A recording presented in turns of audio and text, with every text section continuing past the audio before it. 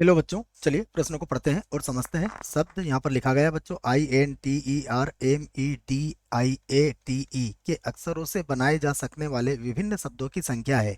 इसके लिए हमें रिक्त स्थान दिया गया है और शर्त ये दी गई है कि जबकि दो स्वर कभी भी एक साथ नहीं आते हो, ये हम इस स्थिति में हमें कुल शब्दों की संख्या निकालना है। प्रश्न को हल करने से पहले हम लिख लेते हैं प्रश्न के लिए मुख्य उदाहरण।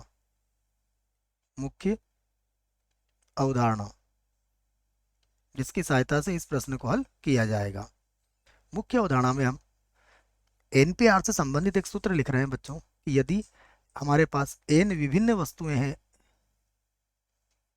तो उसके यदि हमें क्रमचय बनाना है ना। एन विभिन्न वस्तुएं तो नहीं बोलूंगा बच्चों में, मान लीजिए हमारे पास एन वस्तुएं हैं और उसमें मान लीजिए पी वस्तुएं एक जैसी हैं, तो इसमें क्या होगा, एन का क्रम गुणित तो होगा ही, उसके अंदर पी के क्रम गुणित का भाग लग जाएगा। और मान लो क्यू वस्तुएं फिर एक जैसी हैं, तो फिर आपको क्यू के क्रम गुणित का भाग लगाना है। और मान लीजिए आर वस्तुएं और हैं, वो भी एक जैसी हैं, तो आप आर के क्रम गुणित का भाग लगा देंगे, तो आपके पास ये किस क्या आ जाएंगे, ये क्रमचय आ जाएंगे।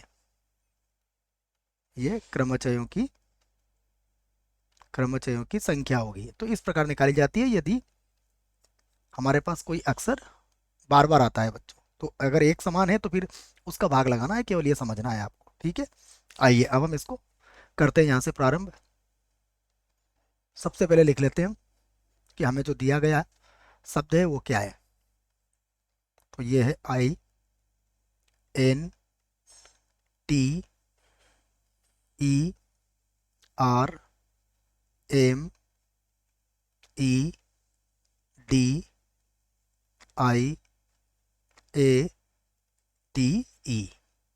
देख लेते हैं कितने, 1 2 3 4 5 6 7 8 9 10 11 12 12 अक्षर हैं इसमें।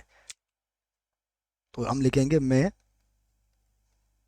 सबसे पहले हम देखेंगे इसमें स्वर कितने हैं और व्यंजन कितने हैं, उसके बाद फिर हमें समझ में आएगा। तो सबसे पहले मैं इसमें स्वर लिख देता हूँ। स्वर, देखिए इसमें स्वर कौन कौन से होंगे। पहला स्वर है इसके अंदर आई। देखो बच्चों, आई कितनी बार आ रहा है, 2 बार। तो आई, आई तो 2 बार आ रहा है। उसके बाद ई कितनी बार है इसमें, 1 बार, 2 बार, 3 बार तो ई है। उसके बाद ए जो है वो तो एक ही बार है। ये तो स्वर हो गए। अब यहाँ लिखते हैं हम व्यंजन। देखिए व्यंजन कितने हैं इसमें, ये देख लेते हैं। व्यंजन है सबसे पहले एन, उसके बाद एम भी है, टी 2 बार है देखो, उसके बाद है डी, उसके बाद है आर।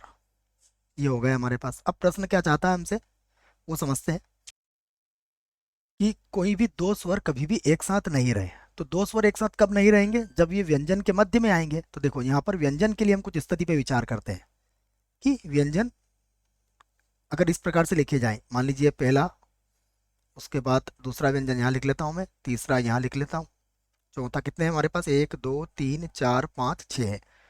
ठीक है, तो ये लिख लिए 1 2 3 4 5 और ये 6।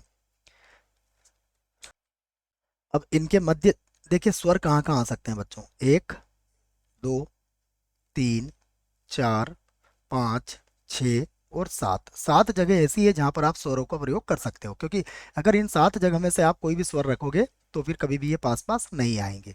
तो इसी बात को हम लिखते हैं यहाँ पर कि सबसे पहले हम लिखेंगे यहाँ पर क्या है, जग सकने वाले विभिन्न शब्दों की संख्या। तो हम लिख लेते हैं अभिष्ट,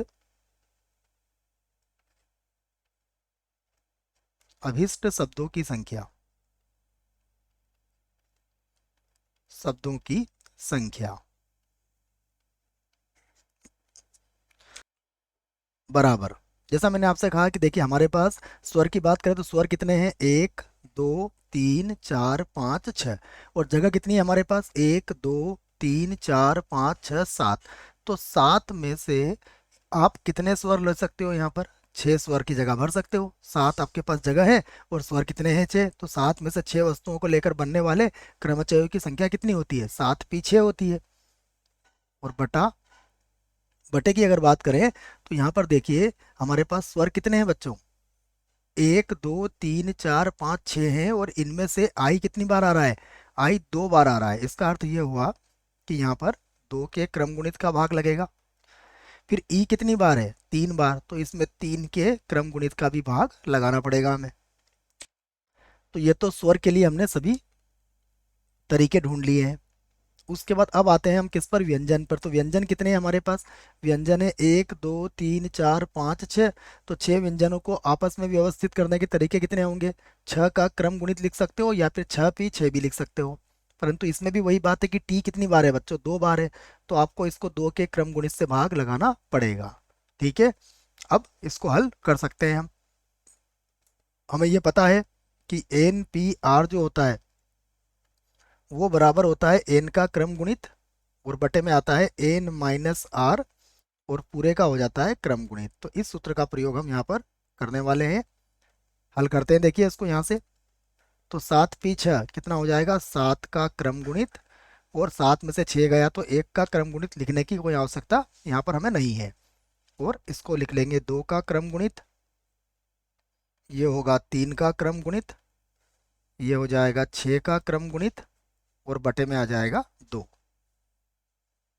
का क्रम गुणित। इसको हल करते हैं, देखो 7 गुणा 6 गुणा 5 गुणा में लिख देंगे 4, गुणा में लिख देंगे 3, गुणा में लिख देंगे 2 और फिर 1। ठीक है, ये हो गया हमारे पास। फिर उसके बाद फिर 6 का भी क्रम गुणित होगा, तो फिर से लिखेंगे 6 गुणा 5 गुणा 4 गुणा 3 गुणा 2 गुणा 1 भी लिख सकते हो आप।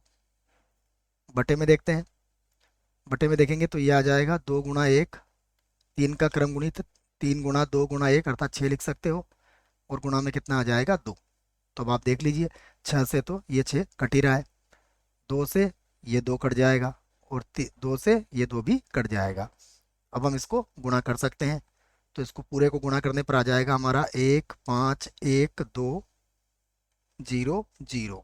तो यही हमारे प्रश्न का क्या होगा, उत्तर होगा। आशा करता हूँ बच्चों प्रश्न का उत्तर समझ में आया होगा। धन्यवाद।